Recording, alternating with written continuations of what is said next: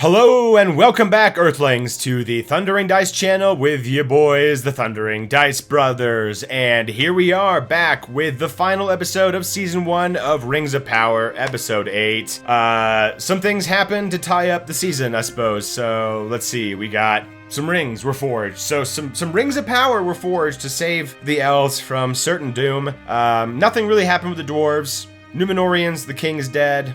Queen's blinded, and Isildur is missing, presumed dead, along with a bunch of other people. But beyond that, nothing really changes for anybody except for the Southlands, which is now Mordor, and Halbrand, who is now officially Sauron. And I'm sure I'm missing something, but fill me in. It's a lot. Remember the little pathetic people? Oh, goddammit, the fucking Harfoots. And Gandalf is actually Gandalf. Who'da thunk it? He's an Istar. Who'da thunk it? He now understands the world and his place in it, sort of, and he speaks English just fine, or whatever the Harfoots speak, Harfootish. Got our weird Sauron acolyte people that got turned into butterflies, so that was pretty neat. They got some pretty amazing powers too themselves, standing toe-to-toe with special Gandalf. Until he seizes control of one of their staffs and then goes full like Super Saiyan on them and just banishes them into what I just presume are supposed to be Wraith mode. Yeah, that's what it looks like. It looks exactly like the Wraiths, like. Yeah. So the Rings of Power, or some of the Rings of Power, have finally been forged. Sauron has sort of revealed himself to Galadriel, at least, and then by extension to the rest of the elves. Gandalf has a part to play, maybe or maybe not, who knows. So far, he has done absolutely nothing to further the story of the Rings of Power forward. He and the Harfoots are sort of a side plot. They're a B plot, but so far hasn't been tied in any way, shape, or form to the Rings of Power or the battle between Sauron and elves and men and others. Yeah, and I mean, from a lore point of view, I have no idea how Gandalf would even be tied into the Rings of Power, considering that the Istari and the wizards are solely belonging to the Third Age and not the Second. So I have no idea even why they're there, or like why the Harfoots are there either, because it doesn't, as my brother said, does not drive the plot forward. Well, the writers know why they're there, so that we have some awesome one-liners of Gandalf, talking to what I assume is now Merry's great-grandfather or mother to the nth degree, Nori Brandyfoot. It sounds awfully like Brandybuck, and we know a certain Brandybuck who liberates the Shire. So, yeah. Way to go there. And the fact that he says the exact same thing, when in doubt, always follow your nose.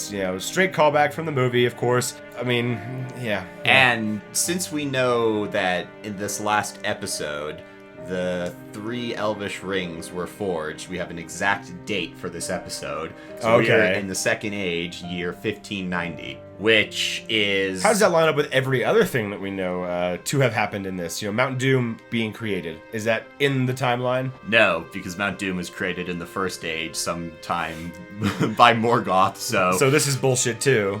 Absolutely. That they made it with water and magic physics. Yeah. We don't need no gravity. No, pretty much. But so, the 3 elvish rings of power being forged first is the main real big problem here. Because the 3 elvish rings are the last to be forged. At the very end. In the year 1200, Anatar, or Sauron in this respect, arrives in Eregion. The forging of the rings of power, the lesser ones, not the last 3, start in the year 1500.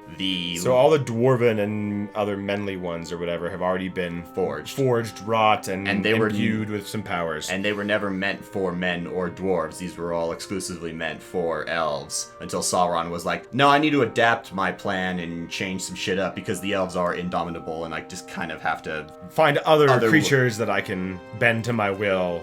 Power over flesh.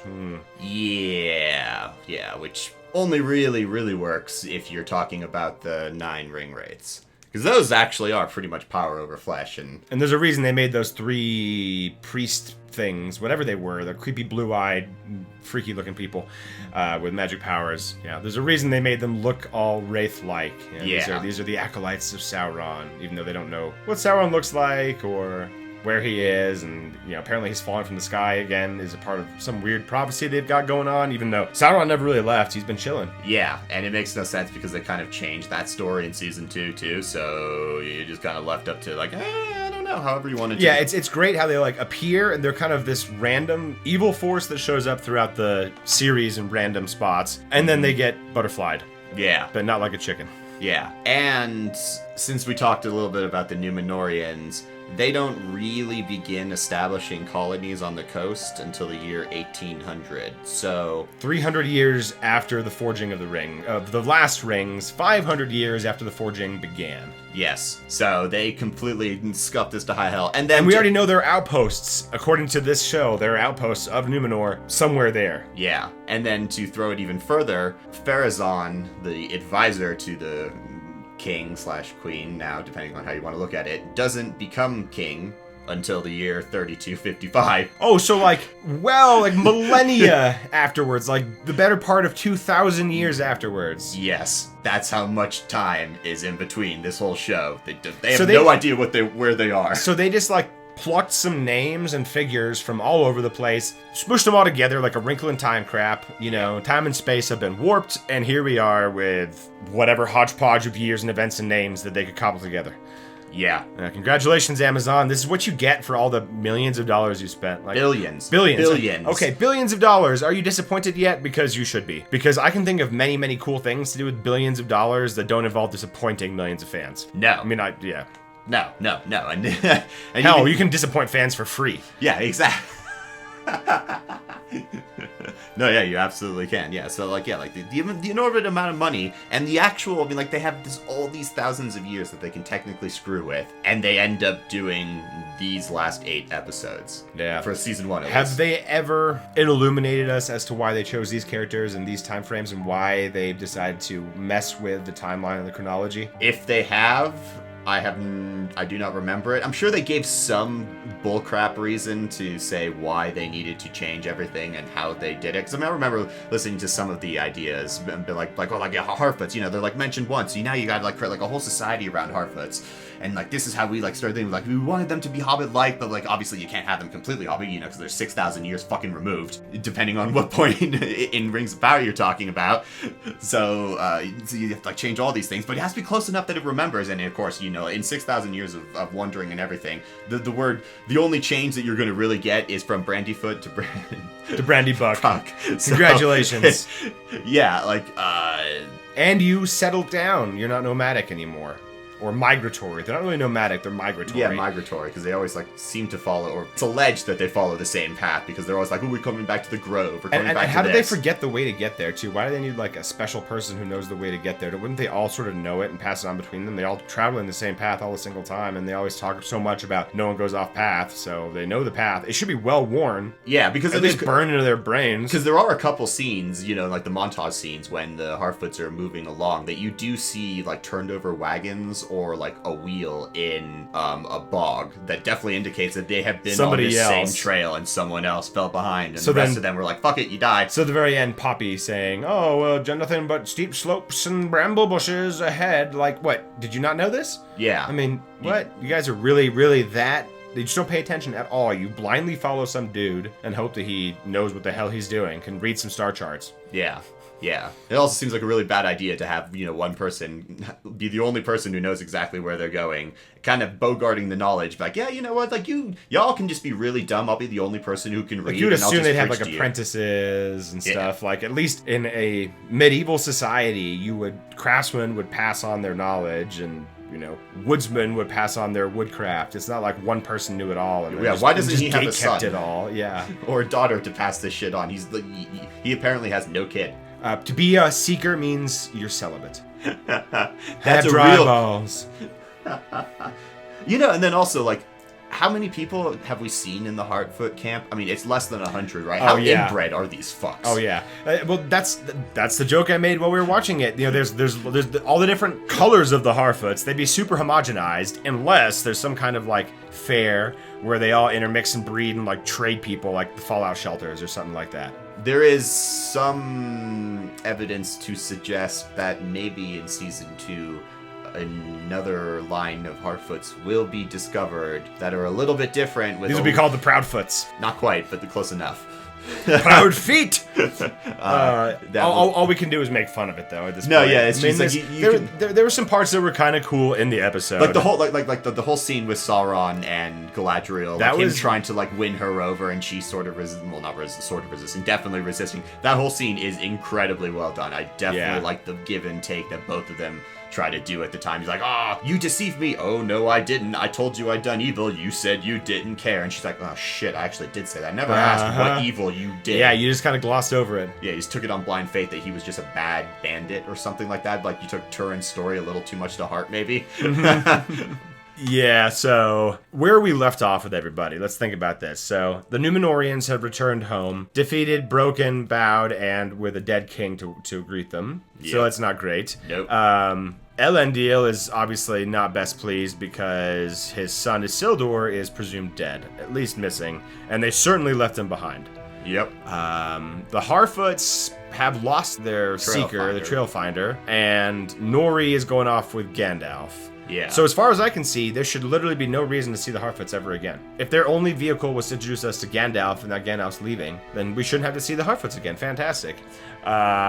We have the Southlands turned into Mordor. We have Halbrand finally admitting that he is Sauron, I guess, and coming out, and then he's teleports his way down to Mordor. Down to Mordor, just like a couple of thousand, whoops, not that far. Just a couple hundred, miles. He could have turned himself back into a vampire bat and flown away like he did as a bitch, after fleeing the Isle of Werewolves when, Luthien kicked his ass. So, there's that type of shit that, could have happened too, but you never see that happening, so let's just assume that he walked. And in the scope of stupid things in this show, having him teleport down there and appear and have a final scene of him overlooking Mordor is fine, I guess. It's acceptable considering what happens afterward. I know what happens in Mordor next, and you are going to, like it's even stupider than half of Season 1. No. Well, bring on the stupidity, And the bar is set so low, I don't believe it can be any lower, and if it is, then we need Hermes to limber under it. It can be lower, and we do need Hermes. And then Durin just got kicked off the prince train. He was disinherited. He's disinherited because he said that Elrond is like a brother to me, as if he was been fired in my mother's own womb. And that was a terrible accent. I know. Don't try to do anything with me into the comments. Or do. So we've got nothing happens in Dwarfland. No. The Region, they did finally craft some rings, which will ostensibly help preserve the elven lineage on Middle-earth for the foreseeable future. Somehow they're able to just turn Mithril into life force through 3 rings. Who's going to get the rings? Who knows? The 3 that made them? Probably not. I don't know. I'm not sure how this even is supposed to work. I didn't know Mithril could be added to some pure gold and silver and turned into a way to keep you alive. That's magic. No. Magic. It's magic. It's But it's magic, but it's the wrong type of magic. Because, in the show, Mithril is a combination of a Cimmeril that somehow also is fused with the light of an elf, but was also defeated the darkness of a Balrog, and then that power ran through veins into the earth, and that's how Mithril is created. Wouldn't that prevent other Balrogs from appearing if it's so powerful and great, and it's literally a part of the foundation of the mountain? Why would a Balrog want to go there and chill? Yeah, you would think that it would hold some bad memories for... And if it's so powerful that it can cure an entire race of light fading, don't you think it's powerful enough to keep a Balrog out? It seems like it would be powerful enough to do basically everything, because what it does is it brings back corners. That's why when Frodo steps into Lothlorien, he says something akin that he feels like he stepped into a pocket of the Elder Years, where everything the light and the colors and shit like that echo the beauty and majesty of a long time ago, and before color started to fade, words along those type of lines. So if it has that type of power, it literally has the power to stay the fading of time, which is one of the most godly things I can think of. Literally, and this is what the Elven Rings accomplish. Yeah. They accomplish that type of staying power, but they don't stay the elves from because of a tree. And the thing is, the rings were forged without any of the nonsense backstory that we had for the dwarves and the elves and Elrond and Durin meeting up. So Mithril is really only serves a purpose as a callback. Everyone understands what Mithril is. It's dope. It saved Frodo's life a couple times in Lord of the Rings. We remember. It's fantastic. Yeah. And Gimli was awed by it. So we've got a member berry there, which is even actually a preview berry, if you think about it. Preview berry, indeed. A prequel berry. The prequel berry. Yeah. Yes. It came too soon. And so It also gives us an opportunity to go to Moria, which, again, prequel berry, and it gave us a reason to make a relationship between elves and dwarves that were also tied together with the fate of the elves. So it gave us story avenues, I suppose, but the dwarves existed and did things without adding new stuff to them. The elves and Sauron forged these rings without any intervention from dwarven metals and mithril and stuff like that. They already ostensibly had the tools and the knowledge and the tools yes, but like the knowledge no. Like what Sauron brings to them is but Sauron had that. He didn't have to go to the dwarves to get some fucking magic metal. But that my point is all of the things that were behind these rings being forged is understood. Yeah. You don't need to add more stuff. I'm sure there's a way to have the dwarves and the elves be in communication while the story is going on and have them a part of the world. It's already established that, the friendship between Celebrimbor and Narvi was really good. So why couldn't we just roll into that? Established because of Mithril, in Khazad-dûm. So why couldn't you just have had some dwarves transversing back and forth, and then you can introduce Durin if you want to, and have Elrond and Celebrimbor whatever party. I'm sure you can. This must have been something the dwarves were doing that you could tie into it that didn't have to make up powers and magic and rewrite history. No, you just all you have to do is keep Mithril there, and the elves' fascination with this new metal. Like, holy shit, what can we do with it? This is amazing. It's really strong. We can make excellent armor out of it. We can make excellent weapons out of it. Like, the applications are endless. It's beautiful. So, a literal new ore for them to shape is like a craftsman's wet dream. Do we know what the dwarves are doing at this point besides trading with Erebor in Moria? Are they just having a grand old time down in the caverns, feasting and drinking beer? Yeah. Okay. Yeah. So there's not really a story that you could have told with the dwarves in this tale. So if you want to bring the dwarves in, you have to make some shit up, basically. Yeah. And they wanted to have the dwarves there. They wanted to have every single race represented because Middle Earth is woke, yo. We ain't speciesist here. Sort of, I guess. I don't think Tolkien was super woke. He was definitely a traditionalist. Holy cow. Yeah. Everybody in their place, and there's no movement between strata. No. Except for extreme circumstances. And generally, it doesn't go up. Feels like it kind of goes down. Elves are like, you give up the immortality to be with a man. The dude doesn't get immortality to be an elf, basically. Like, they couldn't give Aragorn immortality to be with Arwen. No, she had to give up her immortality. But that's not a deal that all elves can make, only a select few. But that's a relevant example. Yeah, they have to give up something. So the entire show, now we're here at the end of all things, except for the next season. I know. Clever. I can't give it a very good rating overall, it's actually somehow worse than Wheel of Time. And I say that not as someone who's dramatically steeped in lore, I've learned a lot of the lore while watching this. Ian has helped clear up confusion as to what's going on and set timelines and records straight.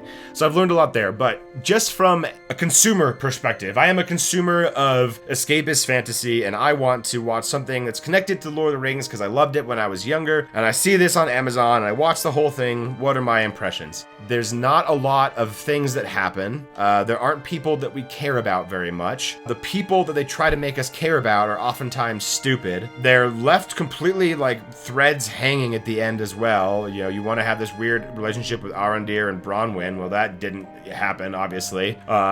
We know Isildur isn't dead, and yet they want to pretend that we're just going to let it, linger there. Yeah. It's Galadriel, but bitchy Galadriel, not wise and queenly Galadriel. The dwarves are kind of dwarvish. They're more dwarvish than the Hobbit dwarves, that's for damn sure. The elves are weird, they don't look like elves, but I'm okay with it now, I guess. They still look funny to me. Yeah, they need long hair. But 8 episodes in, I guess that's just what elves look like in this age, No. Fashion and hairstyles change, bro, okay? No, they don't. Tolkien makes a great bit of noise about talking about elvish hair. No. Let's see, who am I missing? Oh, Theo, the kid. Oh, God, yeah. He's gonna have some weird part to play, I'm sure. He wants power, so he's gonna find a way to worm his way into, or Sauron's gonna use him in some way, I'm sure. Bronwyn should be dead. Maybe she will be dead. Arondir, no idea what the Southlanders are actually gonna be doing now, besides being subsumed by Mordor, I guess. But the Númenóreans want to come back. even though the queen is blind, the king is dead. Who knows what's going on there? So it's not happy times in Numenor right now. But still, Numenorians who started in Numenor end in Numenor. The Southlanders who started dirt farming, poverty-stricken idiots are still worse off, but still dirt farming, poverty-stricken idiots without leadership again. The elves almost stay exactly the same. They don't actually get anything from the dwarves. They have to, they get screwed over by Sauron, actually, because now they have his craftsmanship imbibed into their work. And maybe actually, not these 3 specifically, but it will fuck up other ones down the road that get made. Yeah. But then also that actually brought me to a point that I completely forgotten that, like, Galadriel figures out Halbrand is Sauron. She then understands that all these designs are by his, mind. And then instead of saying, we scrapped this whole project because it is a really bad idea, this was all crafted by our enemy. I've been hunting this motherfucker my entire life, basically. I have a huge thirst for vengeance, but I'm going to change the design, split instead of 2, whatever, I'm going to make 3 rings, and because 3 is the perfect balance, triumphants work excellently. We all know how Rome ends. The 3 bound branches of our government are checking each other well. Yeah, exactly. 3 is a great idea, but it's balance it does not make. And then says, we go ahead with the plan. All the whilst Elrond finds a scroll that's been chilling in the water for days or or decades, apparently. Who knows? Because we have no semblance of time. All we know is that... well, less than 3 months. Well, that's true. Less than 3 months, but it should have taken a little longer. Yeah. And... I like how the beginning, this whole thing, we have to build this great tower. There's these great works, and it will save our people. And then we never actually see it being built, so you didn't need any help building it, obviously. It's not like a bunch of dwarves went over there and helped you do it. Yeah, you just saw the weird-ass cranes, and it, like, a 4th erected, and it just looked pathetic. And then we saw it full mast and pointless. You know, like all dressed up and no place to go. For this tiny little forge at the very pinnacle of it. And then there's a couple panning shots, too, where there's a shitload of ivy, like 100 feet up. So apparently it's been there for at least a couple hundred years. Because it's super... It's special ivy. It's an invasive species. If it takes over, they're trying to get rid of it. But that's why that tower in that fortification that they cut a strap for. That's why, because fucking ivy fucked it up, ate away the mortar, reduced its structural integrity, and that made it all fall. Oh yes. Plant life is the biggest bane to all fortifications in Tolkien land, apparently. So a lot of things to set up getting the Rings of Power made. Or some of them. And some of this stuff I feel like you could have, leaving Numenor could have happened episodes earlier, which meant that we could have had the Rings of Power forged episodes earlier, which means that we could have had something better to keep going on. Like, maybe the season would still be going. Maybe we're only at episode 4. The Rings of Power are finally here 4 hours in instead of 8 hours in, and we still don't really know what they are, what they do. We just know they're supposed to help the elves not have to go back to Valinor.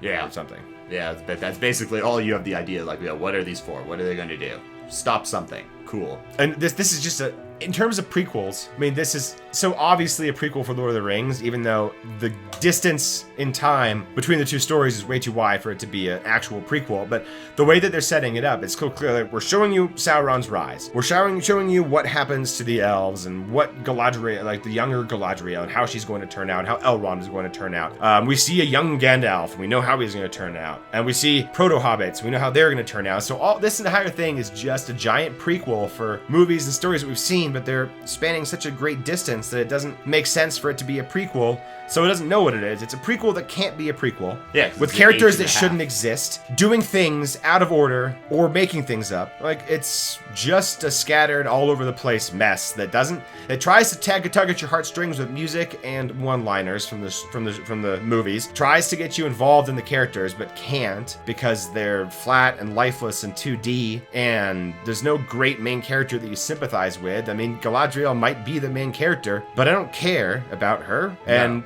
in fact, I think Elrond is probably a better character to root for if you want to pick for somebody to, like, be your front runner. Maybe Elrond, he's at least engaging. He's had some interesting storylines with Durin. Yeah, those are the real moments of the show between those 2 characters. Yeah. The rest of them are just rather hollow imitations of who they will be 3,000 years later on, I guess. Yeah. So it's a prequel that no one asked for. Because if you want to make a prequel, do something cool like what was Aragorn doing with the Rangers? If you want to do a true prequel, do that. Yeah, or all of Aragorn's time when Denethor was, a child leading being ahead of the military in Gondor. There's a lot of campaigning in the east that you could have had fun with there. I'm sure you can find a story there, like that you can tell yeah. from a beginning, middle, and end kind of point of view. And even if the ending is Aragorn rides off to the north to be a ranger again or something, or I don't know that would be the ending reveal, being like, oh shit, I don't remember his name unfortunately right now, which is pissing me off. And anyone in the comment, let me know. But like, yeah, you could like the end part of the movie could just be him riding off and been like, yeah, that was a good time. Now it's time to return back to my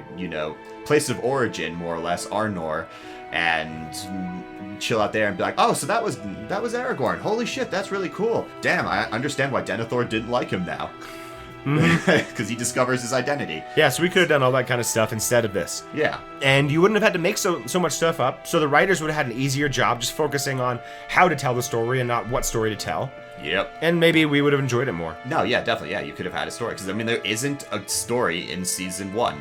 Nothing happens for a lot of the time. Then you have like clusters of action, and then the Rings of Power, the Elvish Rings of Power, get made. But there's no growth for a person that you can really like root for. Like, people are just kind of shuffling around. The whole fake out with Halbrand was really tiring. Yeah. And really just, it's not even a good screw to the audience. It's not even like a epic reveal like, oh my god, I would never have guessed that that Halbrand was Sauron. Oh, color me shocked. It didn't even come to the level of surprise. I mean, I knew it forever ago. And the trying to pretend that Gandalf was actually Sauron. Like, come on. Who watched this for the first time blindfolded and thought that this was true? Yeah. That this thing that is this man that flew from the sky that has crazy powers that can definitely manipulate wind and fire, I guess, and that can kill fireflies anyway. And everything else. Yeah, lands in a field where Harfoots are, and the Harfoots like take to him and he saves them. Who thinks that that's Sauron? Yeah. Like, no, we all know Sauron's a bad guy. I'm sorry. Like, and that's okay. Tolkien isn't a real gray character like Fanny. There's not a whole lot of characters that I can think of that aren't like good or bad. Aragorn isn't a gray character ever. He's a fucking good dude. Yeah. Gandalf is a good guy. Saruman is a bad guy. Like, may not have always been a bad guy, but in the stories that we see, Lord of the Rings specifically, he's not a good guy anymore. But even like Saruman is kind of an interesting point, because Treebeard says at one point, it's like, I remember when Saruman used to walk my woods and we used to talk a lot, and then he remarks, I was the one who was doing most of the talking now that I think about it. Yeah. So it's like, and it is a great debate too, even amongst fans. Was Saruman ever actually good post getting out of Valinor when he's finally in Middle Earth? I've debated both ways, and I'm not even sure I know which one I would say it was Saruman good bad instantly, or was it like a slow progression? I would definitely say, like, if he was good at the very beginning, but as soon as he went into the east with the blues and delved a little too much into the lore of the enemy, I would probably settle on that being like, that's when he really started to turn, or like the seeds of evil were planted in his heart, and then come to full fruition later on, and is on peak thing for Rohan, because he goes on some evil actions there. And then, of course, his revenge on the Shire is not as evil if you want to look at it in the respect of a lot of, like, making orc men. Yeah, he didn't do any of that stuff. He just kind of spoiled the Shire. He pillaged it and turned it into his own machinations. Yeah. A mind of wheels, which seeing a bunch of gears and stuff around Eregion was kind of weird too. Yeah. Tolkien doesn't like industrialization, mechanization, and if there's anything that is a symbol of industrialization, I think it might be the gear. It is. Right? Absolutely. Yeah. So, that's a small point that I noticed, but yeah, everything else is so weird. Who cares what else weird things they do? At least the gears are pretty, made of well polished brass. Yeah. Or special elven metal. Or wood. Well, so we've got season 2 coming up on this little adventure into not Lord of the Rings. And so, since I haven't seen it, I can give you some predictions that are actually non-spoilery, because I don't know what's going to happen. So I assume, obviously, Numenorians are going to come back, because they made that oath. And Isildur is going to be bound up in this somehow. So Isildur is going to come out, and he's probably going to take some kind of a leadership role among the leadings of the Southlanders that are still there, along with Arondir, maybe, if he's back, or maybe Arondir runs away and joins the elves in the fight against Sauron again. Sauron obviously is going to do some shit in Mordor, start building up his defenses, possibly recruiting men and things to his cause, and the elves will not die, but there'll be some kind of a dispute about the 3 rings, who should wear them and whatever, and Galadriel won't get one, so she'll be butthurt and have to lead some armies armies against Sauron. The Harfoots, unfortunately, I know they're going to be there. They're just going to be there. They're not going to axe that storyline, whatever. It's not a storyline. It's like a documentary. It doesn't go anywhere. Telling a story. So we're going to see the Harfoots do Harfoot things, whatever Harfoot things do. You know, how many Harfoots is a Harfoot? If a Harfoot could Harfoot a Harfoot, we'll find out next season. And then, of course, we've got Gandalf and Nori, and I'm assuming her Sam character, Poppy is going to follow them as well, because it's Hobbit things, and they need as many like member berries as possible. So every Frodo needs a Sam, every Rick needs a Morty. So that's going to happen. They're going to go somewhere, and they're going to follow Gandalf's nose, which, yay. Good thing it's large, bulbous, and full of olfactory abilities. So I guess those aren't predictions, because I don't really know what could possibly happen. I don't know where the story was for this season, so it's really hard to predict what the season's going to be next. What about Prince Durin? Or fake Durin, not fake Durin. Dethroned Durin. Man, that's right. He's going to leave. I remember you did see the Balrog's face. That's right, the Balrog is there. Balrog will drive them out of Moria at some point, you know, the dwarves. Is it going to happen next season? I mean, it seems a little early to abandon Moria in the chronology, but who knows what this chronology means anymore, because it doesn't match up. So we did see the Balrog. The Balrog has to play a part. It's like Chekhov's gun. They didn't show it for no reason. All right, Balrog fucks some shit up, but not before Durin leaves in a huff, and he's going to hang out with Elrond or something, and they're going to do some commiserating and some weird lore stuff. Something's gonna happen. They're gonna craft some crazy weapon, and together we'll defeat the Balrog. I don't know. Since there was no story in season 1, it's really hard to predict what season 2 is gonna be. Yep, I agree. So who knows? It's gonna be annoying, I'm sure, but we'll be here for it. Maybe season 3, when it comes out, will subvert expectations and be the strongest one yet. Well, being the strongest one yet isn't a hard achievement, because first 2 seasons aren't the strongest things I've ever seen. But I'm just going to take a punt that the 3rd season is going to be rather mediocre too. Well, guys, thank you so much for accompanying us on our journey through the Rings of Power Season 1. Let us know what you thought about the finale, what you thought about my predictions, if you feel so inclined to eviscerate them. And just generally commiserate with us about how awful this show was and how good it might have been if we had been running it. Yeah, damn straight. So give us a like, comment, subscribe down below. Check out our Patreon, and we will see you guys next time.